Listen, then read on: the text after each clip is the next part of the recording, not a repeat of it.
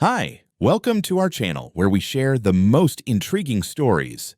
Beneath the pristine lawns and perfect smiles of Crystal Pines lurks a storm of corruption and fear. When ex-FBI agent Grayson McCall crosses paths with the ruthless HOA queen, Karen Bishop, a quiet street becomes a battleground of lies, power, and relentless justice.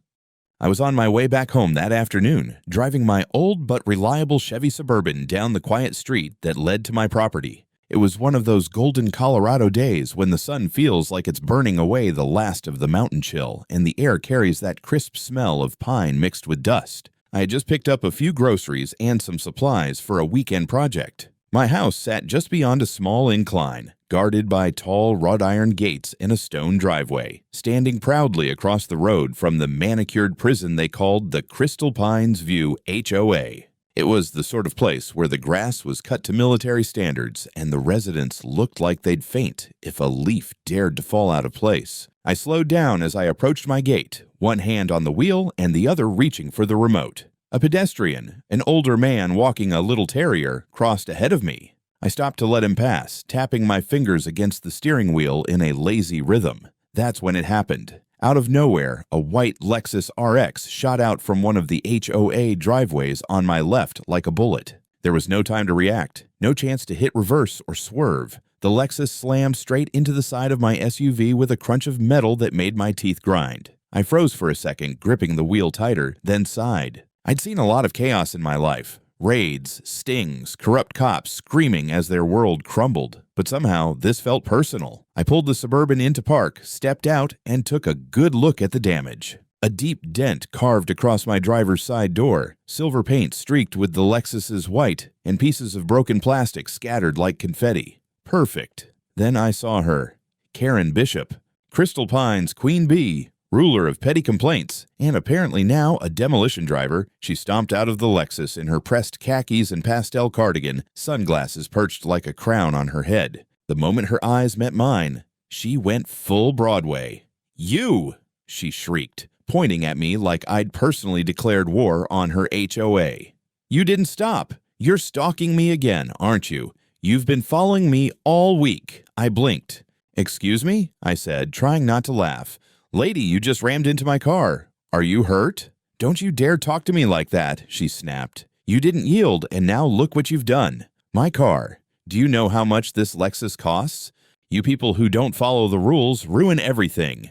"You people?" I asked. "I was literally stopped to let a man with a dog cross the road. You flew out of that driveway like a bat out of hell." "This is your fault, Karen," her face twisted into something almost comical. "Oh, so you think you can intimidate me with your tone? I'm calling the police. Officer Hines will handle this. He knows how dangerous you are." "Dangerous?" I couldn't help but chuckle. "For stopping at a crosswalk?" She ignored me, pulling out her phone with the drama of someone announcing a royal decree. "911, yes," she began, her voice suddenly soft and pitiful. "I've been hit. There's this man. He's following me, harassing me. And now he rammed his truck into me. Please, send Officer Scott Hines. He knows the situation." I watched her pace in front of her Lexus as she rattled off her one-woman performance, pretending to clutch her shoulder like she'd been shot. I'd seen better acting in community theater. Fine, I thought, let her play her game. I walked back to my SUV, popped open the glove compartment, and pulled out the small black dash cam. As always, it had been rolling. Old habits die hard, and when you've spent 2 decades digging through law enforcement corruption, you learn to record everything. I tapped the screen, replaying the footage. There I was, stopping. There was the man with the terrier, and there was Karen blasting out of her driveway without so much as a glance before plowing into me. I leaned against the hood of my SUV, arms crossed. As Karen wrapped up her call, she noticed my calm stance and narrowed her eyes. "What are you smirking at?" "Just wondering if Officer Hines likes watching videos," I said casually, waving the dash cam slightly. She stiffened, her mouth opening like she wanted to fire back, but didn't know how. For a moment, I thought she'd drop the act and admit the obvious. Instead, she huffed, crossed her arms, and muttered something about entitled people with no respect for community rules. I didn't bother replying. I had a feeling this day was about to get much, much worse. It didn't take long for the distant wail of sirens to cut through the quiet of the neighborhood. I stood by my Suburban, arms folded, watching Karen pace like an actress awaiting her next cue. She kept glancing at me with the triumphant look of someone who believed she'd already won, as though her connections made her untouchable. 2 police cruisers rolled up, lights flashing, and parked with a little more drama than necessary. The doors swung open, and out stepped Officer Scott Hines and his ever-faithful sidekick, Dean Kohlberg. I recognized them both from a few awkward neighborhood interactions. 2 friendly smiles with Karen, sideways glares at anyone who dared to question their authority. "Scott," Karen cried, hurrying toward them like a damsel greeting her knights. She actually hugged Hines, clutching his arm as if she were the victim of a violent crime. "Thank God you're here. He's been stalking me. He hit me with his truck, and I was terrified for my life." "Easy, Karen, we're here now," Hines said in his overly smooth voice, patting her back. He turned to me with an expression that already screamed judgment. "Sir, step away from the vehicle. We need to talk about what happened here." "Talk?" I said evenly. "Sure, but maybe you want to start by looking at the damage on the driver's side of my SUV. That Lexus hit me, not the other way around." Kohlberg walked up beside him, already unclipping his handcuffs like a man preparing for a stage show. "We'll see about that. You matched the description Karen gave of a suspicious driver she's been complaining about all week. Might be time you answer some questions downtown." "Downtown?" I raised an eyebrow. "For stopping at a crosswalk and getting sideswiped. Interesting approach to justice." "Don't get smart," Kohlberg snapped. "Step away from the vehicle, now." Karen smirked from behind them, arms crossed, like she was watching her plan unfold perfectly. I could almost hear her thoughts. "Gotcha now." I took a slow breath. "Officers, before you go slapping cuffs on the wrong guy, maybe take a look at this." I held up the dash cam I'd already queued up, the footage playing clearly on its tiny screen. It caught everything.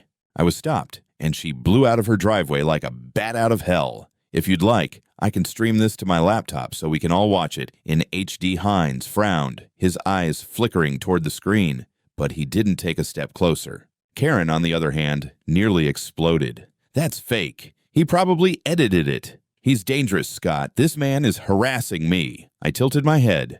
"Edited? You think I have a Hollywood studio in my glove box?" I stepped closer to Hines and hit replay, holding it up so he could see the exact moment her Lexus plowed into my truck. "That's your problem, Karen. Cameras don't lie." Kohlberg hesitated, clearly unsure whether to continue playing the tough guy or back down. His eyes darted to Hines, waiting for a cue.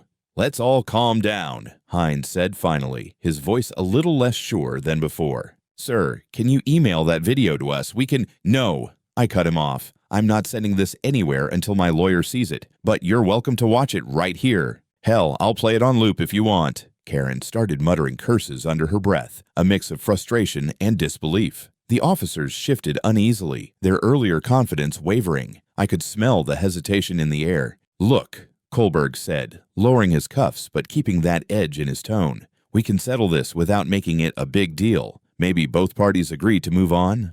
"Not happening," I replied. "She hit my car. She called in a false report. And if you think I'm walking away, you're dead wrong. I know the law better than both of you combined, and this entire exchange is being recorded on my gate camera as we speak." Hines shot Karen a look that said, "What the hell did you get us into?" She, of course, doubled down. "Don't listen to him, Scott. He's a manipulator. He's been threatening me." "Enough," I said, my voice sharp, cutting through her rant like a blade. "You've lied enough for one day, Karen. Maybe save the theatrics for court." The air between us was thick with tension. For a moment, no one moved. I could tell they were starting to realize they'd picked the wrong guy to corner. The standoff with Hines and Kohlberg dragged on for several tense moments, the kind of silence that feels like it could snap at any second. Karen was still hovering behind them like an angry wasp, throwing in random accusations every time I tried to speak. I could see the irritation in Hines's eyes as he realized this wasn't going to be as easy as slapping cuffs on me and calling it a day. "Sir," Hines finally said, trying for a tone that might have sounded calm if he weren't clearly annoyed. "Why don't you just give us a quick statement, admit you were distracted, and we can avoid making this a bigger deal?" I laughed, short and sharp. "Admit I was distracted? No thanks. I've spent 20 years investigating corrupt cops who thought bullying was a shortcut to justice. I know exactly how this game is played." Kohlberg stepped closer, his hand hovering near his cuffs again. "Watch your tone," he said. Or what? I asked, my voice steady but firm. You'll arrest me for being hit by an SUV? Please go ahead, I dare you.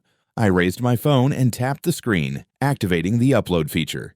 See, the video's already syncing to my cloud account. So unless you're looking to add tampering with federal evidence to your resumes, I suggest we stop pretending this is my fault. Karen gasped, as though the phrase federal evidence was some kind of dark magic. He's threatening you, Scott. See how aggressive he is. I turned and looked her squarely in the eye. Lady, I'm the calmest person here, which is saying something, given you tried to frame me for your bad driving. There was a moment where Kohlberg's expression flickered between irritation and unease. He leaned toward Hines, muttering something I couldn't catch, but I could read the body language. This wasn't going as planned. Look, Hines said after a beat, maybe we just take everyone's information, file a report, and let insurance handle the rest. That's the smartest thing you've said all day, I replied. But make sure you include Karen's false statement to dispatch in that report. I wouldn't want that little gem to get lost in the shuffle. Karen looked ready to explode. You're lying. I didn't. Yes, you did, I interrupted, pulling up the audio on my dash cam.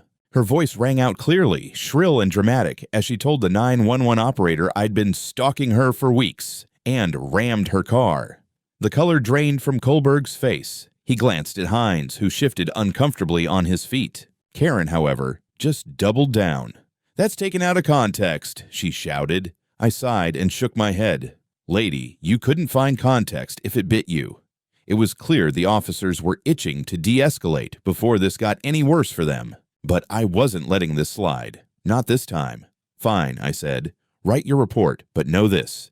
If either of you tries to fudge the details, I'll make sure this video ends up on the sheriff's desk, the DA's inbox, and the evening news. I'm sure your bosses would love to explain why their officers are playing favorites with a homeowners association president. Hines' jaw tightened. Are you threatening us? No, I said calmly. I'm promising transparency. There's a difference. The conversation ended with the bare minimum of paperwork, Karen screaming that this wasn't over, and the two officers retreating to their cruisers with more confusion than confidence. As they drove off, Karen shot me one last glare, the kind that promised she wasn't done. I just smiled, waved, and walked back to my SUV. When I pulled into my driveway, I checked the gate cameras. Every word of that circus was recorded in perfect clarity. A quick backup to the cloud and a copy onto an encrypted drive. And I felt a little better. But I knew this was only round one. The next morning started like any other. Coffee, a quick run through the property perimeter to check the cameras, and a few minutes enjoying the quiet hum of the pines around my house. But as I stepped outside to grab the morning paper, I noticed something was off. My mailbox was hanging at an odd angle, one of its hinges twisted like someone had kicked it. A crumpled note was jammed inside, written in thick black marker, "Pay for your mistakes, spy." I stared at it for a moment, feeling that cold, familiar tension creep in, the kind that used to hit me right before a raid went sideways. It wasn't just a petty act of vandalism, it was a warning, and I had a damn good guess who sent it. I went back inside, pulled up the footage from the gate camera, and scrubbed through the night's recordings. Sure enough, around 2 a.m., a dark SUV with tinted windows rolled up near my property line. Two figures stepped out, both wearing hoodies, their faces conveniently hidden. One kicked the mailbox, the other planted the note. The license plate was partially visible, but enough digits were clear for me to start tracking. By noon, I'd traced it to a vehicle registered under one of the Crystal Pines HOA board members, a guy who looked like he'd never missed a golf game or a gossip session with Karen. Around that time, as I was reviewing the footage, a familiar voice called from outside my gate. I stepped out to see Officer Hines, this time dressed in casual clothes, leaning against his unmarked cruiser. He gave me a smile that was meant to look friendly, but I'd seen that same grin on plenty of people who were about to make a shady offer. "Morning, Mr. McCall," he said, taking a slow stroll up to my fence. "Mind if we talk for a minute?" I crossed my arms. "Depends on what you're selling." He chuckled lightly. "Look, yesterday got out of hand. Karen's a little passionate about her community, and we just want to keep things civil. Maybe we can handle this without making a big deal. No need for reports or insurance claims. I'm sure you don't want the hassle." There it was, the not-so-subtle nudge to let it go. "Let me guess," I said. "This is where you suggest I admit fault and pay for the damage to her Lexus, right?" Hines tilted his head, feigning innocence. Well, if you're willing to settle privately, it would make everyone's lives easier. Karen's already pretty worked up. I smirked. Yeah, worked up enough to send her buddies over here at 2 in the morning? His smile faltered for half a second. I'm not sure what you mean. I held up my phone, showing him a still frame of the SUV at my gate. Ring any bells? Because I can assure you, my cameras have a better memory than you do. The friendly facade cracked just a little. Look, Hines said, his tone dropping. You're new here. It's better for everyone if you just adapt to how things are done in Crystal Pines. Funny, I said, because I don't live in Crystal Pines. I'm not part of your HOA circus, and I sure as hell don't take orders from a woman who can't drive straight. He shifted uncomfortably. No need to get aggressive. I leaned against the gate and smiled coldly. I'm not being aggressive, Scott. I'm being thorough. You should know this, considering I've already sent yesterday's dashcam footage to my cloud archive, and a copy to someone who knows how to handle cops who get too cozy with their HOA friends. He stiffened at that. Are you threatening me? No, I said evenly. Just giving you the heads up that if Karen keeps trying to make this personal, the next people knocking on your door will be internal affairs. Now, you want to tell me who was in that SUV last night? Or do I have to add obstruction of justice to your list? Hines's jaw clenched, and for a moment I thought he might actually swing at me. Instead, he muttered something about looking into it and stalked back to his car. As he drove off, I felt that old switch flip inside me, the one I hadn't touched since I left the bureau. They wanted to play hardball. Fine. I was done playing nice. By the next morning, I was done reacting. It was time to start digging. Old habits die hard, and when you've spent 2 decades running internal investigations, you learn that every corrupt scheme leaves fingerprints somewhere. Karen and her HOA buddies were no exception. I set up shop in my home office, pulling up public records, HOA filings, and property tax data. It didn't take long before I noticed a few red flags. For a supposedly non-profit community organization, Crystal Pines View HOA was moving a surprising amount of cash through accounts tied to security services. One name kept popping up on those contracts, Scott Hines. Payments listed as community patrol fees, issued quarterly, all signed off by none other than Karen Bishop. Gotcha, I muttered, leaning back in my chair. Hines wasn't just friendly with Karen, he was on her payroll. Around noon, I decided to go for a walk around the neighborhood, partly to clear my head, partly to see if anyone was willing to talk.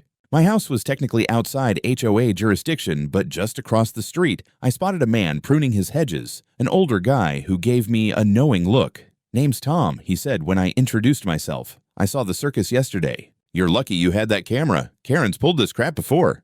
What do you mean? I asked. Tom wiped his hands on his jeans. Last year, she tried to frame my nephew for damaging the clubhouse fence. Claimed she saw him do it. Security footage from a neighbor's doorbell cam proved she was lying. Didn't matter. She still tried to fine us $1,000. HOA's nothing but a racket since she took over. That evening, I got a call from another neighbor, a woman named Melissa, who had heard about my dashcam footage. She told me that Karen had been harassing her family for months, filing bogus complaints about everything from loud barbecues to unapproved flowers in her front yard. When Melissa refused to pay the fines, Hines showed up at her door, not as a cop, but as a security consultant, threatening legal action on behalf of the HOA. It was worse than I thought. I began piecing together a timeline of Karen's greatest hits, compiling statements from Tom, Melissa, and a few others who were brave enough to talk. Each story painted the same picture. Karen leveraging her role as HOA president to bully residents, using Hines and Kohlberg as her personal enforcers. To make sure I wasn't missing anything, I ran a quick background search on Dean Kohlberg. Bingo. He'd filed no fewer than 8 incident reports over the past year, all tied to complaints from Karen. Most of those reports were suspiciously vague, with no evidence beyond a concerned citizen's account. I knew then that this wasn't just a neighborhood squabble. This was a small-time operation with a taste for intimidation and abuse of authority. And Karen, she was the self-appointed queen of this rotten little kingdom. I spent the rest of the night compiling everything, documents, statements, video clips, into a neat package on an encrypted drive. By the time I was done, I had enough dirt to raise hell at the county level. As I shut down my laptop, I glanced out the window. Across the street, Karen's house was dark, but I could feel her watching, waiting for the next move. I smiled. "You started this, Karen," I muttered to myself. "Let's see how you like the next round." I was running late the following week, caught up with errands in town, and by the time I drove back into my street, I could already see something brewing. Karen was standing in the middle of the road near her Lexus, waving her arms like a traffic cop on a sugar rush. As soon as she saw my Suburban approaching, she let out a shrill scream and dropped to the ground like I'd just hit her with a 50-mile-an-hour charge. I hit the brakes hard, slamming the gear shift into park. "Oh, for crying out loud," I muttered, stepping out of the car. She was lying there, perfectly staged, her cardigan all but arranged like she was waiting for a photo shoot. "You ran me over," she screeched, clutching her side in a way that looked about as convincing as a soap opera feint. "Witnesses! He tried to kill me." I scanned the area. There were no witnesses, just me, my Suburban, and Karen's award-worthy theatrics. "Karen," I said flatly, "you were standing 10 feet away when I stopped. This is ridiculous." "You're not getting away with this," she shrieked, already dialing her phone. I didn't need to guess who she was calling. Sure enough, within 15 minutes, 2 patrol cars rolled up. Hines and Kohlberg stepped out looking like a pair of wolves who smelled blood. "Step away from the vehicle, McCall," Hines barked. I raised an eyebrow. "Really? You're buying this performance?" I pointed at Karen, who was now leaning against her Lexus, miraculously recovered from her injuries, glaring at me like she was preparing for round 2 of false accusations. Kohlberg didn't waste time. "We have a report of assault with a vehicle. Hands where I can see them." He pulled out his cuffs, moving toward me with all the subtlety of a bouncer at a bad nightclub. I didn't move. Instead, I calmly reached into my pocket and pulled out my phone. "You might want to rethink this," I said, pressing a button on the screen. The gate camera footage from earlier in the day, streamed live, projected onto my phone screen. It showed everything. Me driving slowly up the street, stopping well before Karen even walked onto the pavement. Then, clear as day, her dramatic dive onto the ground. Kohlberg froze mid-step. Hines leaned in, peering at the screen, his jaw tightening.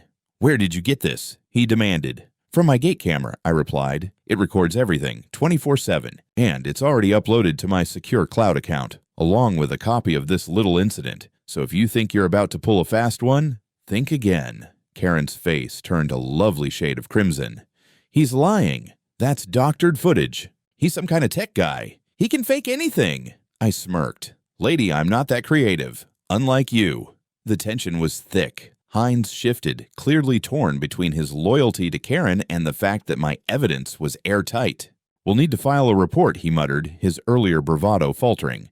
"Good idea," I said. "And while you're at it, why don't you include Karen's false 911 calls and her little performance just now? Or should I call the sheriff myself and let him know 2 of his officers are about to make an illegal arrest?" That landed like a brick. Kohlberg lowered his cuffs, scowling. Karen, however, didn't back down. "This isn't over," she yelled, pointing at me with the fury of someone who just lost the lead role in her own drama. I watched as the patrol cars drove off, the tension still hanging like smoke. I knew they'd be back, but this time I wasn't just holding the line. I was going on the offensive. That night, I barely slept. Years of experience had taught me one thing. When people like Karen and her lapdog cops get embarrassed, they don't back off. They double down. By sunrise, I had already called in a few favors. One of them was to an old colleague of mine at the Denver FBI field office, someone who owed me after I'd cleaned up his mess during an internal investigation a few years back. I sent him a secure package with the dash cam footage,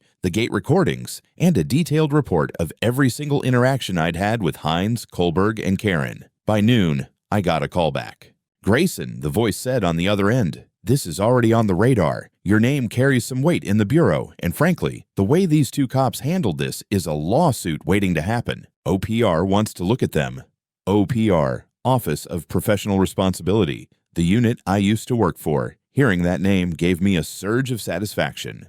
I could already picture Hines' smug face cracking when he realized the feds were breathing down his neck. Around mid-afternoon, my phone buzzed again. This time, it was the sheriff's office. Not Hines, not Kohlberg, but their supervisor, a man who sounded far less enthusiastic about his officer's friendship with Karen. "Mr. McCall, we're conducting an internal review. Officers Hines and Kohlberg have been placed on temporary suspension pending investigation. We'd like to take a formal statement from you." "Gladly," I said, "but I'll give it to the sheriff directly. No intermediaries. Meanwhile, Karen was still busy stirring her pot of drama.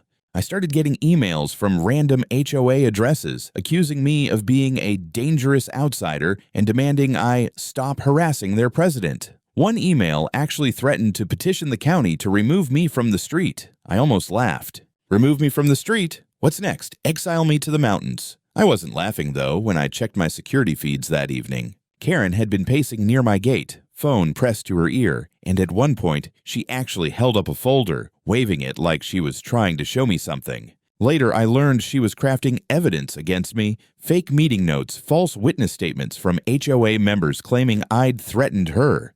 Enough was enough. I drafted a formal complaint against Karen and submitted it to the county prosecutor's office, along with the HOA board's shady financial records I'd uncovered earlier. The timing couldn't have been better. By evening, my old colleague from Denver called again. "Grayson," he said, "you might want to stay home tomorrow. OPR's sending someone down there to talk to you, and I think Karen's little empire is about to get a serious reality check. She has no idea who she's up against." "Good," I said, leaning back in my chair. "I'm tired of playing defense." For the first time in weeks, I felt like the tide was turning, but I also knew Karen wasn't going to go quietly. People like her never do. The following morning, I woke up to the sound of heavy knocks on my front door. It wasn't the kind of knock you get from a friendly neighbor. I checked the gate camera feed before answering, and there they were. 2 agents in plain suits, badges out, accompanied by a county investigator. It was clear this wasn't a social call. When I opened the door, the older of the 2 agents introduced himself as Special Agent Delgado, OPR liaison for the Denver division. His partner, Agent Miller, was the silent type, tall, lean, and with that look of someone who had already sized up my entire life in 10 seconds flat. "Mr. McCall," Delgado said, "we've reviewed the materials you sent. This isn't the first complaint against Officer Hines and Kohlberg, but yours is the first one with airtight evidence. We'll need a detailed statement and full access to your footage."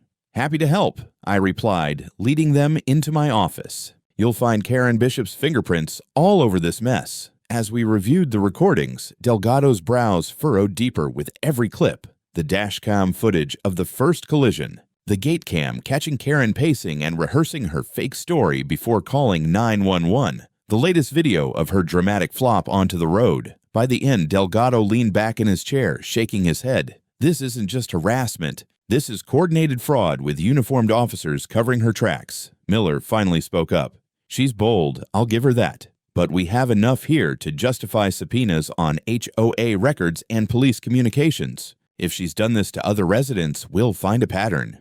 As if on cue, my phone buzzed with a call from Melissa, the neighbor I'd spoken to earlier.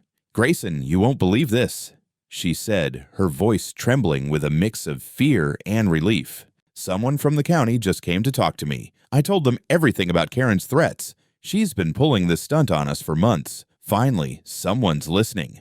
By late afternoon, word spread like wildfire. I could see groups of residents gathered in small clusters whispering, pointing toward Karen's house. One man even shouted across the street, "Hey Karen, when's your next performance?" "We're buying tickets." She stormed back inside, slamming her door so hard I thought the glass panels might shatter. The investigation moved fast. By evening, a search warrant was issued for the HOA's administrative office, a small, over-decorated building at the edge of the community. The agents went in, and within an hour, they emerged carrying boxes of files. Among them were invoices for security consulting fees signed by Hines, doctored meeting notes accusing residents of fabricated violations, and suspicious transfers to Karen's personal account. To make things worse for her, they uncovered correspondence between Karen and Kohlberg that read like a script for a bad crime drama. "Make sure this report matches what I said. We need to teach these people who's in charge." That night, Delgado called me with an update. "Mr. McCall, Karen Bishop is officially under federal investigation for fraud, conspiracy, and obstruction of justice. We're putting together an arrest warrant. You might want to keep your cameras rolling in case she tries to do something stupid before we pick her up." I looked out my window at her house. The lights were still on, and her Lexus was parked crookedly in the driveway. She was either pacing the floor or on the phone plotting her next move. For once, though, I wasn't worried. The net was closing in, and she knew it. The next week felt like a blur of sirens, legal paperwork, and long-awaited vindication.